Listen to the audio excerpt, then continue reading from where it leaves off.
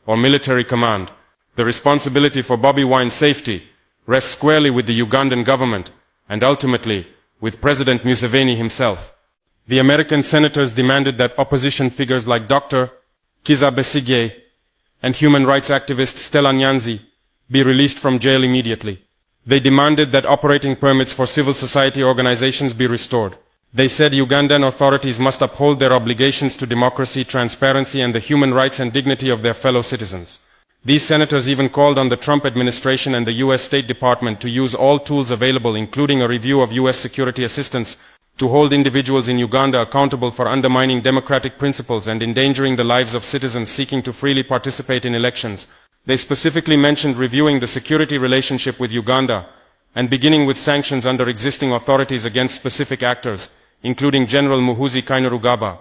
My brothers and sisters, this is serious. When the international community starts talking about sanctions, about reviewing security assistance, this is serious business. This is not a game. Yet in all of this pain, in all of this suffering, Bobi Wine and his wife, they remain firm in their belief that Uganda will be free. Can you imagine that courage? After everything they went through, after the assault, after the threats, after the terror of that night, they still believe Uganda will be free. This is the spirit we need in Africa. This is the spirit that will defeat dictators. Not violence, not military power, but courage. The courage to stand up and say no to oppression. The courage to continue believing, even when soldiers break down your door. The courage to refuse to give the password even when they assault you. Muhoozi, listen carefully. The days of inherited dictatorship are over in Africa. Look around the continent. Look at what is happening. The young people are rising up. They are demanding their rights. They are refusing to accept that power should pass from father to son like we are still living in kingdoms. You have a choice to make. You can continue down your father's path, making threats, commanding soldiers who assault women in their homes, preparing to inherit a dictatorship. Or you can choose to be different. You can choose to be a leader who protects democracy instead of destroying it. But know this, if you continue on this path, history will judge you. The international community will hold you accountable. And the people of Uganda, those brave souls like Bobi Wine and his wife who refuse to give up despite everything, they will prevail in the end. Because this is the truth about dictators and their children. They always fall. Always. It may take time, but they fall.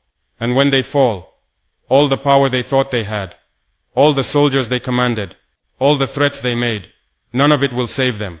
My brothers and sisters, we must stand with the people of Uganda. We must speak out against this violence. We must support those who are fighting for democracy. And we must send a clear message to people like Muhoozi Kainerugaba. Stop supporting dictatorship. Stop making threats. Stop thinking you can inherit your father's oppression. The future of Africa belongs to the people, not to the children of dictators. The future of Uganda belongs to Ugandans who vote, who speak, who assemble peacefully, who dare to hope for something better. That future belongs to people like Bobi Wine and his wife, who even after such horror, still believe that Uganda will be free. And it will be free. My brothers and sisters, it will be free. I have been following the situation in Uganda with attention, not because it is dramatic, but because it is familiar. When pressure begins to mount around a political figure, the early signs are always the same. First, the language shifts. Then the security posture changes. And finally, space for dissent quietly disappears. The recent election in Uganda did not bring closure, it opened a new phase. Official results extended President Yoweri Museveni's rule once again, but the response that followed revealed something deeper than numbers. Internet access was restricted. Opposition supporters were detained in large numbers. Protests were met with force. Lives were lost. These are not accidental outcomes. They are signals. Bobi Wine rejected the results and spoke openly about irregularities and suppression. Since then, pressure around him has intensified. His movement has been disrupted. His supporters have been scattered. And his public presence has been constrained, not through debate, but through control. This is not a judgment on Uganda's internal politics. It is an observation of a pattern that appears whenever popular support grows faster than the structures designed to manage it. When a system relies on longevity rather than legitimacy, challenge is treated as threat. Stability becomes an argument. Order becomes justification. I speak now because moments like this do not exist in isolation. Across Africa, citizens are watching how power reacts when it feels tested. They are watching what is permitted, what is punished, and what is silenced. These observations shape expectations far beyond one country. What is happening in Uganda is not just about one leader or one election. It is about how authority responds when confidence is replaced by pressure. Pressure does not appear suddenly. It is applied gradually, deliberately, and with purpose. What we are witnessing around Bobi Wine follows a familiar sequence that many African societies have seen before, even if the names and locations change. When an election produces a result that satisfies the system but unsettles the population, the objective shifts. The goal is no longer persuasion, it becomes containment. Movement must be limited, communication must be narrowed, organization must be disrupted. This is how pressure functions in practice. In Uganda, the actions taken after the election did not target ideas. They targeted capacity. Internet access was restricted not because of technical necessity, but because coordination matters. Detentions were carried out not because of individual crimes, but because collective momentum poses risk. These are strategic choices, not spontaneous reactions. Bobi Wine's political relevance does not come from institutions or titles. It comes from resonance. From youth who see themselves reflected in his rise, from communities that feel permanently postponed by promises of stability that never evolve into opportunity. That kind of support cannot be easily dismantled through announcements or legal language. It requires pressure. What must be understood is that pressure is often framed as prevention. Authorities speak of maintaining order, preserving peace, or stopping unrest. But order without consent is fragile. Peace without participation is temporary. The more pressure increases, the more it confirms that confidence has already weakened. This moment should not be interpreted as an isolated response to one individual. It reflects a broader anxiety about transitions that are no longer hypothetical. Across the continent, younger populations are no longer waiting quietly. They are organizing, questioning, and insisting on relevance.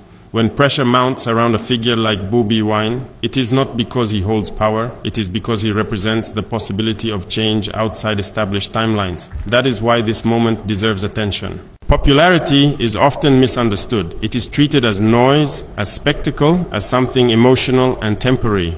But when popularity sustains itself under pressure, it becomes something else entirely. It becomes political weight. What has unsettled the Ugandan establishment is not simply Bobi Wine's presence, but the durability of the support around him. Despite restrictions, despite arrests, despite intimidation, the idea he represents has not dissolved. That is when popularity stops being tolerated and starts being treated as a threat. Systems that rely on continuity for legitimacy struggle with figures who rise outside approved pathways. They do not know how to absorb them, they only know how to neutralize them. This is why pressure is rarely direct at first. It appears administrative, procedural, technical, but its intent is clear. In recent weeks, the focus has not been on convincing citizens that the election was fair. The focus has been on reducing the ability of dissent to organize itself. Communication has been constrained. Movement has been monitored. Associations have been disrupted. These are not measures aimed at dialogue. They are measures aimed at fatigue. But fatigue does not erase conviction. It only delays expression. The assumption behind sustained pressure is that time will weaken resolve, that people will grow tired, that attention will move elsewhere. Sometimes that assumption holds, often it does not, especially when the underlying grievances remain unresolved. What Bobi Wine symbolizes to many Ugandans is not a finished alternative, but a break in inevitability, a reminder that leadership is not inherited by duration alone. That message cannot be detained or silenced permanently, because it is not dependent on one individual's visibility. Pressure may limit presence, but it often strengthens meaning. This is the contradiction many systems fail to anticipate. The more pressure increases, the clearer it becomes that something fundamental is being resisted. And when that realization spreads, control becomes harder, not easier. This is why moments like this must be read carefully. Every political system reveals its priorities under stress. When pressure rises, rhetoric fades and instruments of control become visible. In Uganda, the expanding role of security forces in the political space has been one of the clearest indicators of how this moment is being managed. Security institutions are meant to protect citizens from harm, but when they are asked to manage political outcomes, their function shifts. They are no longer neutral guardians of safety. They become tools for enforcing a particular version of stability. This distinction matters because it determines whether authority rests on trust or fear. Following the election, the language used by the state quickly hardened.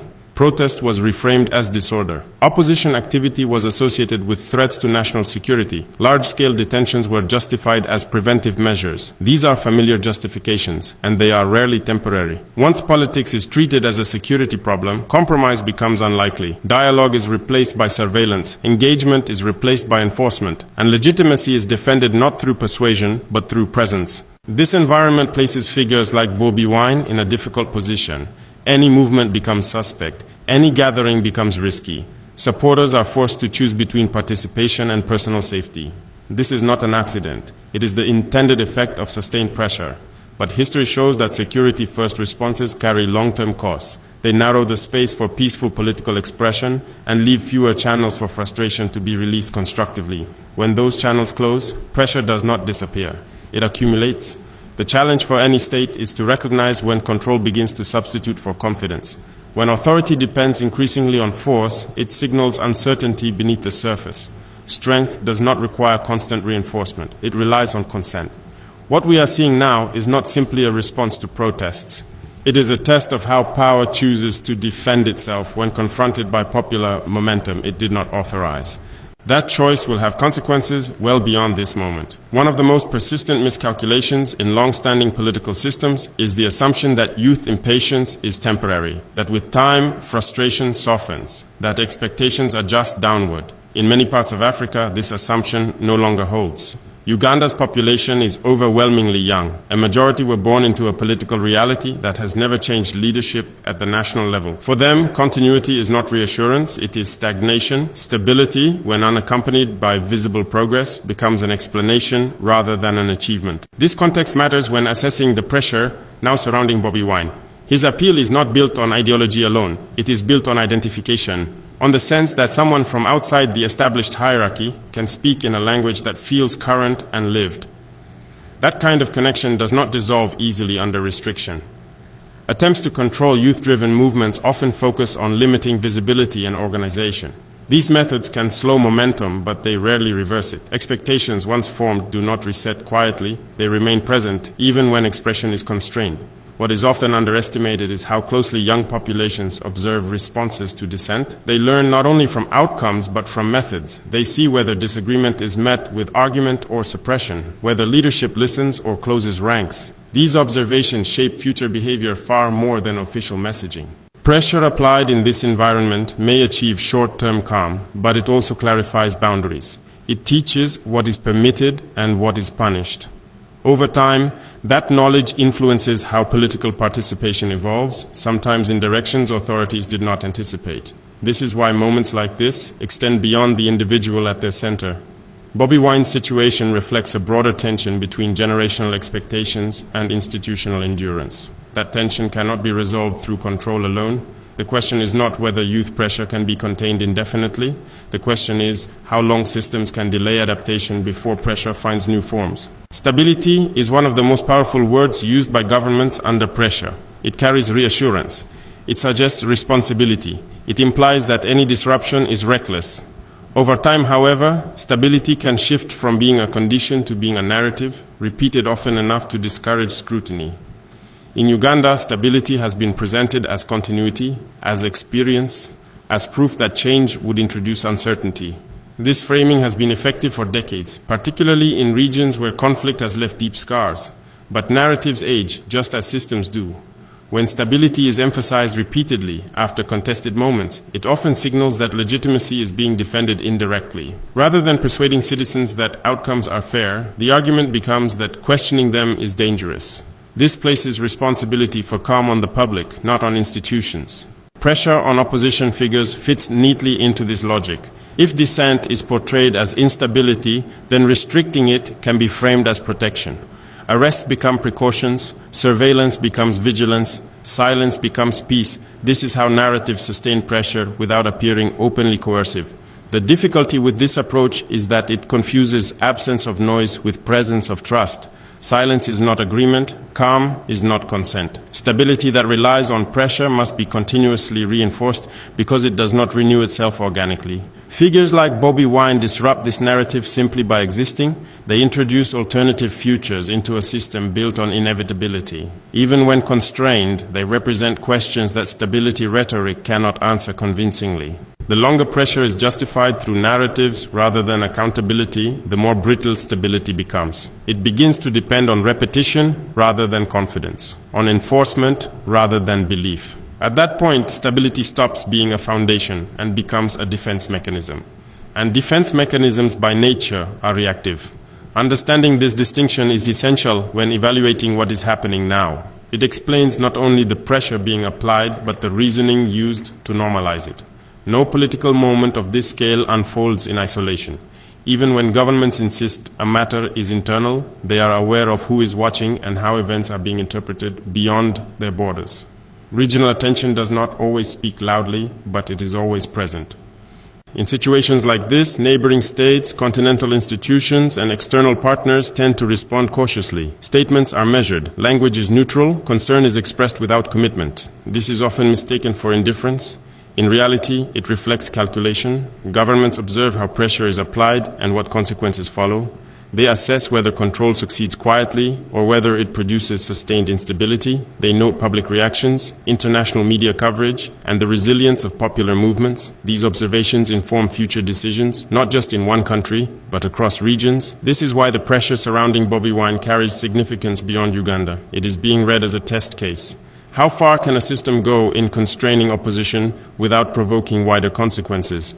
How much force can be normalized under the language of order? How quickly does attention fade? Such questions are not theoretical. They shape policy choices elsewhere. At the same time, public silence from regional actors does not mean absence of concern. It often reflects a preference for outcomes over processes. If calm is restored, methods are forgotten. If instability persists, reassessments begin. This creates an incentive structure that favors short-term containment. Pressure becomes the immediate solution, even when it carries long-term risks. The calculation is that future problems can be managed later, once control is reasserted. But history rarely rewards this approach. Pressure that succeeds without dialogue leaves unresolved grievances beneath the surface. Those grievances do not disappear when attention shifts. They wait. What is unfolding now is being quietly logged by many who will not comment publicly. That alone should signal the weight of this moment. It is not just being endured, it is being studied. Pressure is often treated as a temporary instrument, something applied briefly to restore order, discourage dissent, and then withdrawn once calm returns. In reality, sustained pressure carries costs that accumulate quietly over time. When opposition movements are constrained through surveillance, detention, and restriction, the immediate effect may appear effective. Streets become quieter, public gatherings diminish, headlines fade, but beneath that surface, trust erodes. Citizens begin to recalibrate their relationship with the state, not through loyalty, but through caution. This shift matters. A society governed through caution behaves differently than one governed through confidence. Participation declines, expression narrows, political engagement becomes transactional rather than aspirational. People comply, not because they agree, but because the consequences of disagreement feel too heavy. In Uganda's case, the pressure surrounding Bobi Wine has already altered the political environment. Supporters are forced to weigh visibility against safety. Organizers reconsider structure. Conversations move from public spaces to private ones. These adaptations do not end movements, they reshape them. What systems often underestimate is how memory works. People remember how they were treated when they spoke up. They remember which institutions protected them and which ones pursued them. These memories influence future political moments far more than official narratives. Sustained pressure also narrows the options available to leadership. Once force becomes normalized, stepping back appears risky. Relaxation is interpreted as weakness. Control must be maintained not because it is effective, but because reversing it feels uncertain. This is how pressure becomes self-perpetuating. What began as a response turns into a dependency. The long-term consequence is a political environment where change feels dangerous rather than possible.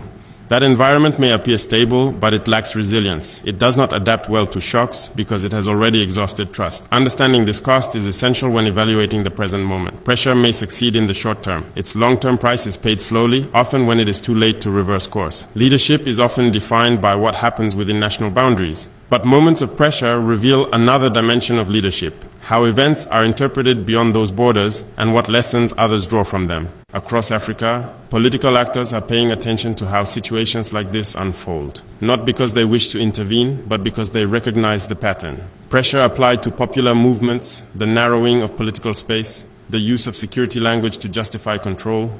These are not unique dynamics. They recur wherever systems resist adaptation. What happens to figures like Bobi Wine sends signals far beyond Uganda. It communicates what is tolerated, what is resisted, and how far authority is willing to go to preserve continuity. These signals shape expectations, particularly among younger populations who follow developments across countries with increasing awareness. In the past, political moments could be contained within borders. Today, they circulate quickly. Narratives travel faster than official statements. Images, testimonies, and reactions reach audiences that institutions cannot fully manage. This changes the calculus of pressure. Leadership in this environment requires more than control. It requires perception management rooted in credibility. When actions contradict stated values, the gap is noticed. When restraint is replaced by force, the justification is questioned. These observations accumulate. I am speaking in this context not to prescribe outcomes, but to acknowledge reality. African leadership is being evaluated not only by results, but by methods. How challenges are handled matters as much as whether they are overcome. Pressure may suppress expression locally, but it amplifies scrutiny regionally. That scrutiny does not always produce immediate consequences. Often it works quietly, influencing trust, cooperation, and long-term alignment. This is why moments like this matter beyond their immediate setting. They contribute to a broader understanding of what leadership looks like under stress, and that understanding shapes future expectations in ways that cannot be easily reversed. Power is often described in terms of control, authority, and longevity, but its truest nature is revealed not when it is secure, but when it feels tested. Pressure exposes how power understands itself and how it responds to uncertainty. In moments like this, the distinction between strength and confidence becomes clear. Strength does not need constant reinforcement. It allows space for disagreement and absorbs challenge without panic. Confidence does not fear visibility. It relies on legitimacy that can withstand scrutiny. When pressure intensifies around a political figure, it often indicates that confidence has narrowed. Control becomes more visible because reassurance is no longer sufficient. This does not mean collapse is imminent. It means reassurance has limits. The situation surrounding Bobi Wine illustrates this dynamic. The state's response has focused less on engagement and more on restriction, less on explanation and more on enforcement. These choices reveal priorities. They show what is considered manageable and what is perceived as dangerous. What is dangerous is not opposition itself. What is dangerous is uncertainty. When outcomes can no longer be predicted, when loyalty can no longer be assumed, pressure becomes a method of restoring predictability. But predictability achieved through pressure is fragile. It depends on constant input. It requires vigilance. It leaves little room for error. Over time, this fragility becomes a liability. Citizens sense this, even if they do not articulate it openly. They notice when power feels compelled to demonstrate itself repeatedly. They observe when authority relies more on presence than persuasion. These observations shape how legitimacy is judged. This is why pressure often produces the opposite of its intended effect. It may narrow behavior in the short term, but it broadens awareness. It teaches people where limits are enforced and where they are tested. What is revealed in moments like this is not simply how power acts, but how it understands its relationship with society. That understanding determines whether future challenges are met with adaptation or resistance. There is a limit to how much pressure can achieve. Beyond that point, it no longer shapes outcomes, it only delays them. This is where many systems misjudge their own capacity. Pressure is effective when it disrupts coordination and slows momentum. It is ineffective when the underlying direction has already taken root. At that stage, people may withdraw temporarily, but they do not disengage internally. They wait, they adapt, they remember. What is unfolding around Bobi Wine should be understood in this context. The pressure being applied may reduce visibility, but it does not reverse the reasons his movement emerged. Those reasons existed long before the election and will persist after this phase passes. Political direction is not controlled the same way political activity is controlled. Direction forms through experience, through accumulated frustration, through comparison with alternatives. Once formed, it does not disappear when expression is restricted. This is why managing political change through pressure alone is ultimately inefficient. It consumes resources, it narrows options, it requires constant escalation, and it does not produce resolution, it produces postponement. Systems that adapt early tend to retain relevance. Systems that resist until adaptation feels forced tend to lose credibility faster than they anticipate. This is not a moral argument, it is a structural one. What is required in moments like this is not silence or spectacle, but recalibration. An understanding that legitimacy cannot be preserved indefinitely through containment, that participation cannot be postponed forever without consequence. Pressure can slow a moment, it cannot cancel a direction. That is the reality many are now confronting, whether they acknowledge it publicly or not. What remains after the immediate pressure subsides will matter more than what is visible now. Not the arrests, not the restrictions, not the headlines, but the conclusions people draw from how this moment was handled. Citizens across Africa are paying attention not only to outcomes, but to methods. They are observing how dissent is treated, how authority responds, and how confidence is displayed under strain. These observations do not fade quickly. They shape expectations for years. Bobi Wine's situation is not unique, but it is instructive. It reflects a broader reality confronting many political systems where continuity has outpaced adaptation, where stability has been defended without being renewed, where pressure has replaced persuasion. I speak not to intervene, but to recognize what is happening plainly. Pressure reveals limits, it exposes assumptions, and it clarifies whether leadership is prepared to evolve or only to endure. Africa is not short of patience. But patience is not infinite. Directional change, once understood, does not reverse quietly. It waits for conditions to align. This moment will pass, others will follow. What determines their impact is not how forcefully they are managed, but how honestly they are understood. That is what remains when the pressure lifts.